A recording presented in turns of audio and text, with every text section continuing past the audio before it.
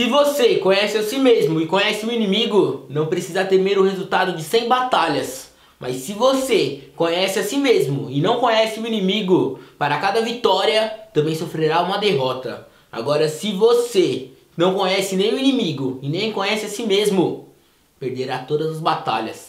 Respeito é pra quem tem, pra quem tem, pra quem tem. Respeito é pra quem tem. E aí, seja bem-vindo ao Blacktude, o canal que te conscientiza para a guerra. Sinto te dizer, mas estamos em uma guerra contra um inimigo invisível e difícil de se combater. Eu já fiz um vídeo falando sobre crenças e como elas são difíceis de serem mudadas. Eu não sou capaz de mudar a crença dos nossos inimigos, mas posso sim te mostrar quais são as armas deles e como você pode se defender e defender os nossos. O panafricanismo ele tem vertente que vai englobar a questão de uma filosofia, a prática e a questão da espiritualidade. Eu considero que é uma visão de construção de poder preto. Escravidão, colonismo, ambos foram mecanismos construídos para controlar corpos e mentes dos nossos ancestrais. O processo usado para controlar a mente do nosso povo é conhecido como deseducação. De outra forma, definida como o cultivo de uma identidade alienada. Por exemplo, se você consegue controlar o pensamento de um homem, não precisa se preocupar com a ação dele. Se você faz um homem sentir que ele é inferior, não tem que obrigá-lo a aceitar o status de inferior, pois ele mesmo o buscará. Existe uma grande diferença entre conhecimento e educação. E como já diz o ditado, a educação vem de berço. Ela está ligada às práticas sociais. Não queremos ser o futuro, porque nós somos o presente. Somos os melhores sonhos dos nossos ancestrais. E a melhor defesa é o ataque. E as nossas armas são o conhecimento e uma educação afrocentrada. O panafricanismo ele vem para trazer o coletivo como objetivo. Eu não consigo alavancar um negócio, crescer sozinho, sem levar outra pessoa igual a mim junto. Essas políticas de miscigenação, de embranquecimento da população, elas são o ponto focal da questão do colorismo.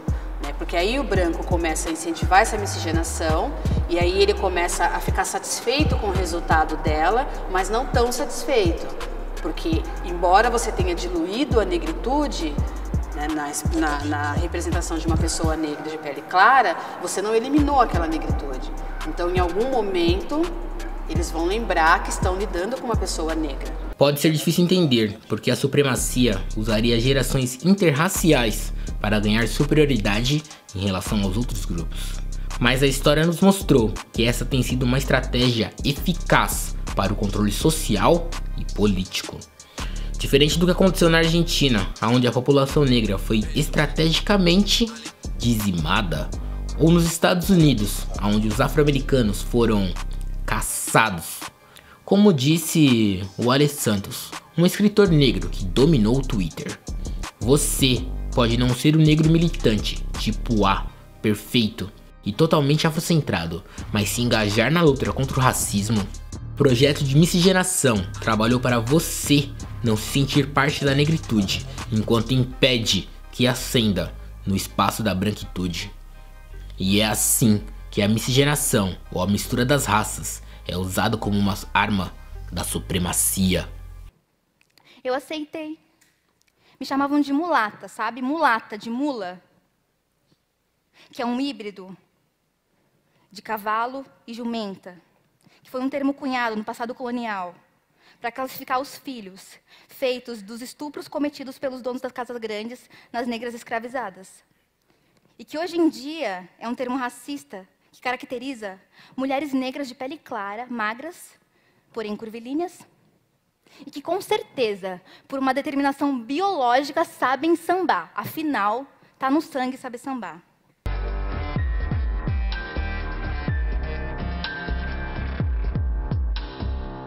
Segundo dados do IPEA, profissionais pardos e negros ganham praticamente a metade da média de um assalariado branco. E a gente está falando de quase 55% da população brasileira. Por causa disso, em vez de procurar emprego para ganhar menos, muitas vezes vale mais a pena empreender. A fraude atinge os consumidores e corrói as nossas riquezas. Funciona pagando menos aos nossos e cobrando mais de nós pelos mesmos produtos e serviços. Há uma infinidade de exemplos de instituições fraudando e sabotando o nosso povo. Por exemplo, os bancos cobram taxas de empréstimos mais altos. Isso quando emprestam. Educação empreendedora, mas a gente ainda não tem o que a gente precisa de verdade, que é a questão do financiamento, do crédito. Pensa no empreendedor negro e o empreendedor não negro. Nos mesmos termos de garantia para um banco, esse empreendedor negro ele tem um crédito 3 vezes mais negado do que um empreendedor branco. Isso simplesmente por conta da sua origem racial. Por isso é necessário criarmos as nossas próprias instituições. E temos também a parte de serviços financeiros, e aí a gente vai precisar muito da paciência e ajuda de outros irmãos e irmãs pretos para investirem dentro do nosso empreendimento. Um banco negro para outras pessoas negras, onde pessoas não negras também são bem-vindas, se entenderem que já chega de privilégio, já chega de protagonismo, vamos ceder espacinho para o coleguinha pretinho também, tá? Olha, eu perdi a oportunidade de emprego por conta do meu cabelo, porque assim, eu não tinha esse cabelão todo, eu usava trança. Então, todas as vezes que eu ia fazer entrevista, eu entendia que eu sabia que eu não passava por conta do meu cabelo e também por conta da minha cor. A acusação é o uso de leis, políticas e estatutos para atingir e punir um grupo específico. A acusação assume várias formas. Demitir funcionários com penteados que violem as políticas de emprego, usar sentenças duras contra os réus. Há evidências de que homens, mulheres e crianças foram alvos e processados de forma desproporcional. O documentário A 13ª Emenda mostra como o sistema prisional foi estrategicamente criado para prender os afro-americanos. Aqui no Brasil não tem nenhum documentário sobre isso, mas vale a pena pesquisar e estudar um pouco sobre as leis criadas após a abolição da escravatura. Uma delas era a lei da vadiagem, que prendia as pessoas que estavam na rua sem trabalhar. Agora me diz, quem estava na rua sem trabalho em um país que tinha acabado de libertar as pessoas escravizadas e incentivado a imigração dos europeus para trabalhar aqui? No início do século XX, as teorias da superioridade racial branca floresciam. E chegam aqui como resposta aos anseios dos antigos escravocratas. A eugenia, portanto, apareceu como uma proposta científica, política e cultural aceita. Ela era uma pseudociência que estudava as condições mais propícias para a evolução da espécie. A eugenia, como arma da supremacia, almeja destruir os meios de reprodução do nosso povo. Campanhas secretas de esterilização em massa forçavam os pacientes em outros países. Foram usadas para impedir o crescimento da população afrodescendente. Com este governo, não sabemos o que vem pela frente e qual será o reflexo disso. As teorias eugenistas estavam tão impregnadas na sociedade que foram incluídas no texto da Constituição de 34, que definia como responsabilidade do Estado brasileiro fomentar a educação eugênica. A eugenia, senhor presidente, visa a aplicação de conhecimentos úteis e indispensáveis à reprodução, conservação e melhoria da raça. Em quem você vê um bandido, eu enxergo um doutor. Em quem você vê um aprendiz do crime, eu enxergo um professor. Ter nota na carteira não te torna superior. Se liga aí, burguês, a minha favela sim tem valor.